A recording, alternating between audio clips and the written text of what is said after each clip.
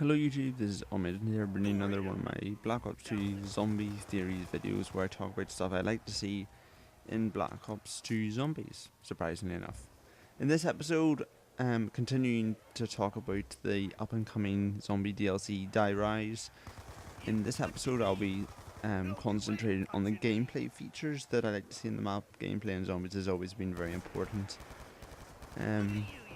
To the enjoyment of the experience and why it's become so popular, so let's get straight into it. So I've previously described the starting area in the previous episode talking about the story. You start on the sort of ground watching one or two, guess one, skyscrapers collapse, lava and fire and brimstone everywhere.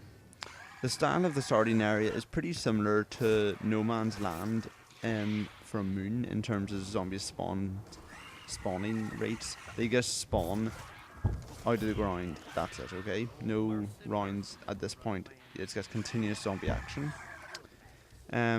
Players as usual start off with the M1911 pistol, but as an added twist in this game, whatever gun you had stored in the fridge in Tranzit, you get as your secondary gun. So you've got your pistol plus that gun. So it's basically to help you survive this initial period of chaos on the ground. But there is a counter to this, which is whatever gun you get out of your fridge and you start with, that gun cannot be affected by max ammo power-ups or anything like that. So don't try and bring an RPD or a hammer straight to the party, okay? Whatever gun you get out of the fridge and start the map with, once you've used up all your ammo, you can't use it anymore. You'll have to swap it out for another gun, and that's about it, really. So it's a sort of short-term bonus. You'll only get a kick-ass light machine gun for the first part of the game. And if you try and buy ammo or you get a max ammo and you're holding one of those guns, your character will have some quote about using the wrong tool for the environment, something like that. Basically saying you're using a gun from another map. In this one, it'll kill some zombies, but once it's out of ammo, you won't get any max ammos affecting it. In the starting area, there's 3 viable weapons. The B-23Rs available on the bus to purchase, as well as the M14 and the Olympia. Their chalk outlines are now written on one side of the bus. On the other side of the bus is actually a perk machine that's strapped on. This will be random. And basically this is the only place that perk machine will spawn in the game. So for example, if it's Juggernog, if you leave the starting area, you won't be coming back to it. It's not like Moon where you can teleport back to the starting area to buy some Jug. Once you've left the starting area, whatever perk is there, you've sacrificed. Now it could be something pathetic that no one really cares about. Like double tap in the past, although it's quite useful now, but whatever perk spawns there, you've lost it once you left the starting area. To leave the starting area, basically you have to survive the initial horde for about 1 to 2 minutes.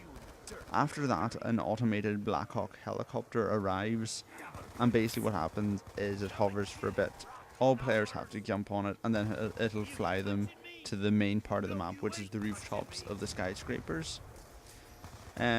Just on a slight story note, which I didn't describe in the last episode, you'll get a few Maxis and Richmond codes, which is where you actually start the Easter egg. And when the Black Hawk touches down, Maxis will be saying, you know, good job, I've saved you. Richmond will say, there aren't any other survivors in this city that are listening to me. You're all the one. You're all I've got.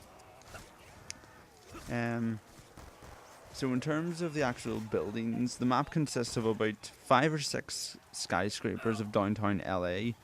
However, the buildings themselves won't be playable for the most part. You'll have the rooftops and maybe the top 4 floors of each building to play around with. And each building has its own advantages and disadvantages of style and survival.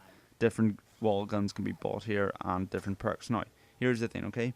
There's a lot more wall guns in this than there would be on Transit, okay? Transit did not have enough wall guns. It had just 1 gun per area. This, in my mind, Die Rise should have learned from this, and I'll have more, say 2 or 3 at least.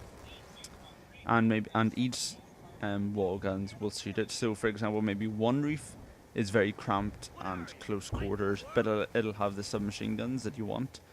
Another roof, it will have only shotguns, exclusive, maybe one roof is a very easy area to survive, like training, but on the downside, it'll only have pistols there, and also the perk machines will spawn in a random order, as they usually do.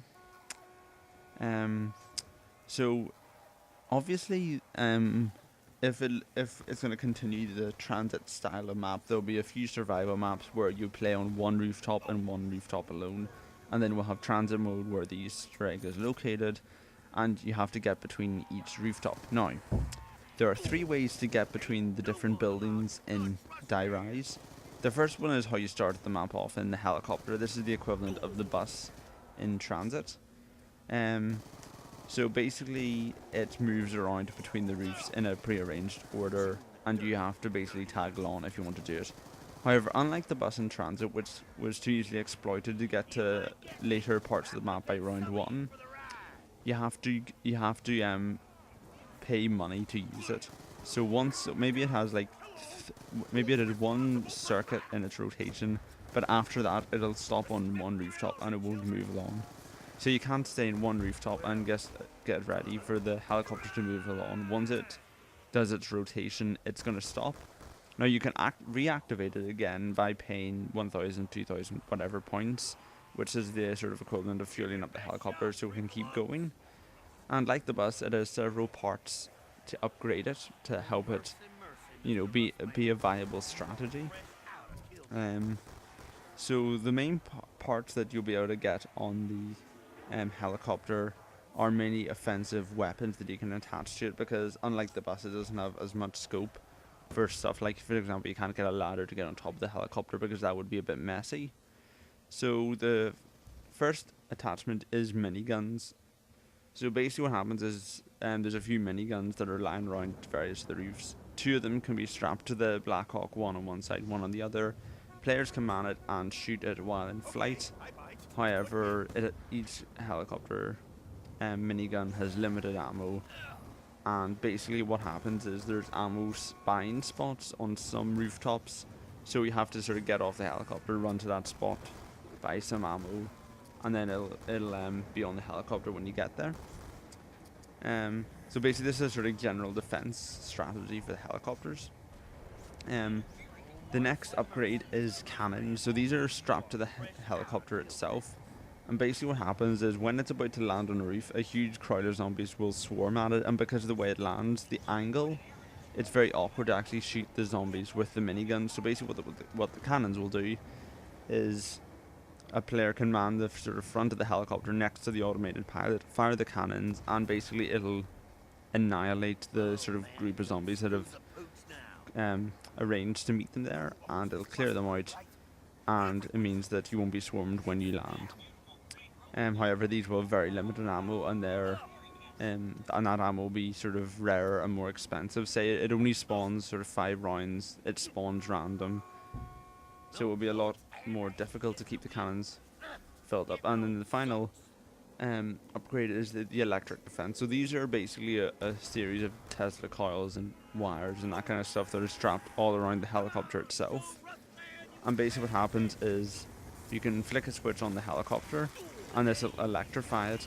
Obviously there's a cost of about 1,000 points, but basically you get 30 seconds while in flight where zombies can't attack you, because obviously it's quite hard to imagine how a zombie would attack a helicopter in flight, but my idea is once it takes off, it won't fly above the skyscrapers, it'll sort of go down and weave in between them before rising up and landing on whatever roof. So zombies sort of like climb into the windows of the skyscrapers it's flying next to and then hurl themselves off and try and latch onto the helicopter before climbing on board. Now obviously because of this, the helicopter, well, not every zombie will land on the helicopter, because otherwise in later rounds the helicopter would be useless. So some zombies will miss, and you can get some comedic value out of watching zombies hurl themselves off buildings and then just fall into the lava below. But yeah, the electric defenses just give you a few seconds in flight where zombies won't be able to latch on, so you can clear your head, so to speak. In the next episode, I'll be continuing the gameplay discussion because there's a lot to talk about, and thanks to Activision, I can't upload videos that are that long. So until next time, this has been Omagent. Thank you and goodbye.